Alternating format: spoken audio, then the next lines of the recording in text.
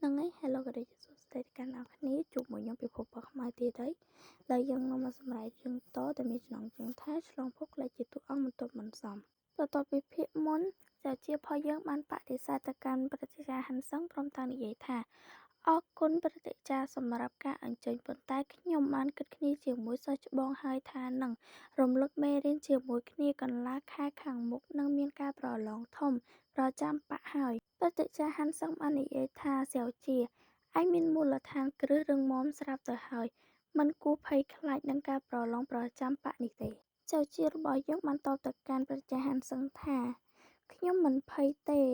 តែសិស្សច្បងធំមួយរយៈនេះព្រោះតែនៅមើលថែខ្ញុំទើបមិនបានអើពើនឹងមេរៀនជាច្រើន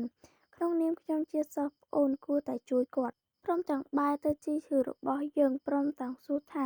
ត្រូវទេសិស្សច្បងធំជីឈឺក៏លើកមើលដៃជាការសរសើរហើយនិយាយថាសិស្សប្អូនតូចនិយាយត្រូវសៅជាក៏ជួយលើកជីឈឺព្រមទាំងនិយាយថាសិស្សច្បងមានកើតអីឬអត់ជីឈឺតបទៅវិញថាបញ្ហាតូចញឹកអញ្ចឹងវាគ្មានស្អីទេឲ្យតែឯងមិនរបួសគឺ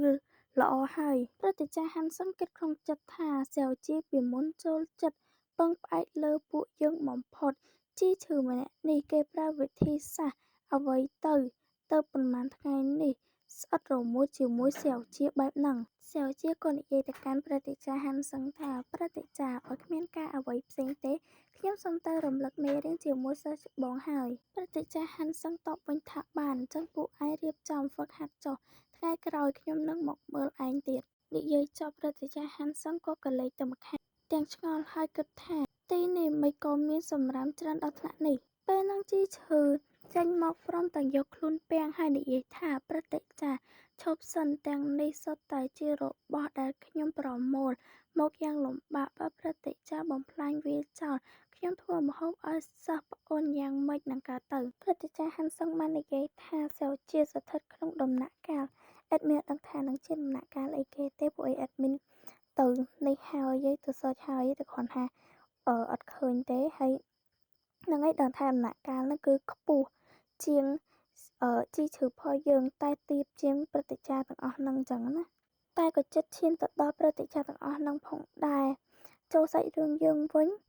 ក៏បន្តទៀតថាហើយប្រើរបស់ទាំងអស់នេះទៀតក៏គ្មានប្រយោជន៍ដែរជីឈឺរបស់យើងតបវិញថាគ្រាន់តែថ្ងៃហ្នឹងអេដមីនបកចេញទេមានហ្វេនណាជួយបកតិចមកឲ្យប្រាប់អេដមីនផង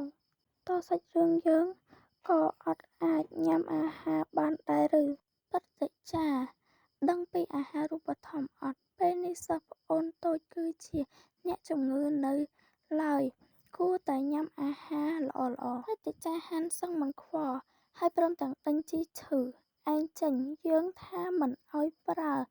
គឺមិនឲ្យប្រើហើយសាវជាបាននិយាយទៅកាន់ព្រឹទ្ធាចារ្យហាន់សឹងថាព្រឹទ្ធាចារ្យរបស់ទាំងអស់នេះមិនបានធ្វើឲ្យទៅតែងអ្វីទេទុកវានៅទីនឹងចុះព្រឹទ្ធាចារ្យហាន់សឹងបានតបទៅសាវជាវិញថាបានត្បិតឯងនិយាយបែបនេះហើយអញ្ចឹងទុកវានៅបណ្ដោះអាសន្នសិនចុះខ្ញុំត្រឡប់ទៅវិញសិនហើយជីឈឺក៏និយាយទៅកាន់ព្រឹទ្ធាចារ្យហាន់សឹងថាអរគុណច្រើនព្រឹទ្ធាចារ្យដើរមួយព្រឹទ្ធាចារ្យហាន់សឹងគិតក្នុងចិត្តថាជីឈឺចាំពេលដែលសាវជាបានស្រួលបួលវិញយើងនឹងមិនដោះលែងឯងទេជីឈឺក៏និយាយទៅកាន់សាវជាថាសិស្សប្អូនតូចមិញនេះអរគុណឯងដែលបានជួយពេលហ្នឹងជីឈឺនិយាយមិនទាន់ចប់ផងក៏ត្រូវសាវជាចាប់ក៏ដៃផ្អឹបទៅនឹងជញ្ជាំងព្រមទាំងនិយាយថាឯងជាអ្នកណាជីឈឺតបវិញថាបងគឺជាសិស្សច្បងធំឯងកើតអីហ្នឹងសាវជានិយាយទៅកាន់ជីឈឺវិញថាទោះបីសិស្សច្បងធំល្ងីល្ងើមែនតែយ៉ាងហោចណាស់ក៏បានហ្វឹកហាត់ឈានដល់កម្លាំងធាតុមាសទៅហើយ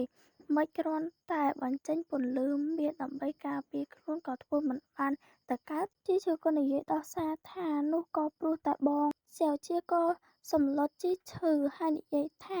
ខ្ញុំសួរម្ដងទៀតសរុបមកតើឯងជាអ្នកណាពេលហ្នឹងសាវជាប្រើកម្លាំងសកត់កដៃជីឈឺរបស់យើងដែលធ្វើជីឈឺរបស់យើងឈឺ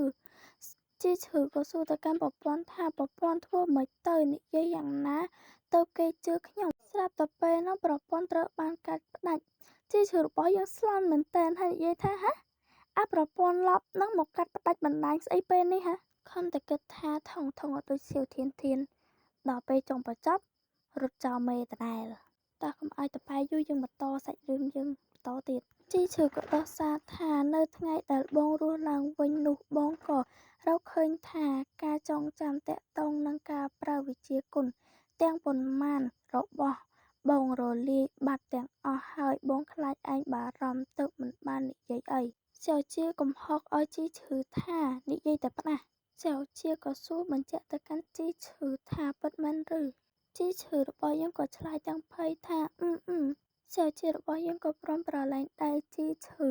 ព្រមតែគិតក្នុងចិត្តថារស់ឡើងវិញបាត់បង់ការចងចាំអាចទេដែលមានអ្វីមួយកើតឡើងនៅដែនដីអាថ៌កំបាំងធ្វើឲ្យគេរស់ឡើងវិញនោះសែវជានិយាយថាសិស្សច្បងធំជីឈឺក៏ឆ្លើយទាំងភ័យថានៅនេះខ្ញុំសួរបងក្នុងយុទ្ធសិលអ៊ីយ៉ាងបំលែងពពកទៅជាខ្យល់តើបែងចែកជាប៉ុន្មានចំណុចជីឈឺក៏ឆ្លើយទាំងមិនយល់ថាឯងនិយាយអីណុងអ៊ីយ៉ាងស្អីខ្យល់ស្អីគ្មានអីទេបងត្រឡប់ទៅធ្វើការបងសិនទៅសែវជាគិតក្នុងចិត្តថាប្រតិកម្មរបស់គេមើលទៅដូចជាមិនមែនធ្វើពុតទេ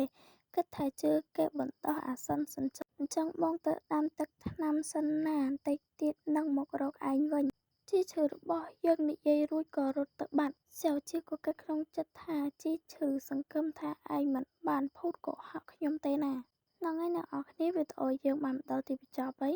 ហើយខ្ញុំសូមទោសចំពោះសំឡេងរំខាននិងសំឡេងខ្ញុំផ្ទាល់ខ្លាំងមែនទែនដោយសារតែកំពុងកខ្ញុំហ្នឹងបើសិនជានិយាយច្រើនពេកគឺវាស្អកហ្មងដោយសារតែខ្ញុំអត់សូវនិយាយពេលដែលនិយាយច្រើនទៅគឺវាធ្វើឲ្យស្អកជាចុងក្រោយសូមអរគុណអ្នកនរគ្នាខ្លាំងៗ